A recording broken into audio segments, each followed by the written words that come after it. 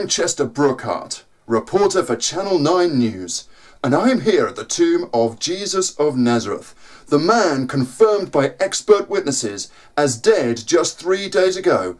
Today, rumours are circulating that he's been seen alive again. I'm here with Professor Richard Mawkins, international scientist and renowned skeptic of religion. Professor Richard, what's your take on this? Well, you see, of course, it isn't possible. Things like this don't just happen. Dead people do not rise from the dead. Otherwise, there'd be lots of dead people walking around, and they wouldn't be dead anymore, they'd be alive. So you see, it just can't happen. Of course, it could be a miracle. Well, of course, then you see, we'd be able to test it in the laboratory. Surely the point of a miracle is that it doesn't necessarily obey the laws of physics. No. A one-off act of God? No. Not moving on that one? No. Powerful stuff. Well now, let's hear from some of the actual eyewitnesses.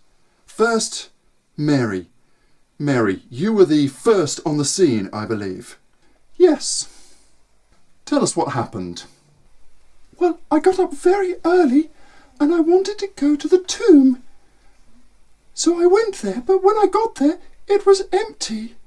There was a man in the garden, and at first I didn't recognise him. But then he used my name, and I realised it was him. And what name was that? Mary. And why do you think he called you that? Because that's my name. Now, Mary, I put it to you that under Jewish law, you aren't actually allowed to give testimony in court to an event such as this. So why should we believe you? Well, I'm just telling you what happened. Doesn't really seem believable if it was a woman who was the first person to see Jesus alive. But then if you were going to make it up, you probably wouldn't pick a woman. Thanks, Mary. You've given us lots to think about. Well, I don't know what to make of it so far. I don't know what you think at home. Let's now speak to Peter, one of Jesus' best friends, to see what he has to say. Peter, good to meet you. How do? I'm Peter. I'm from north of Israel. And we don't suffer fools gladly. There's naught as dribbling as gravy. And I have to tell thee that I've seen him alive. And I say what I see, and I see what I say. And that were no ghost. Peter, you realise that saying this kind of stuff puts you in grave danger of your life. Maybe so. But if he's alive, that changes everything.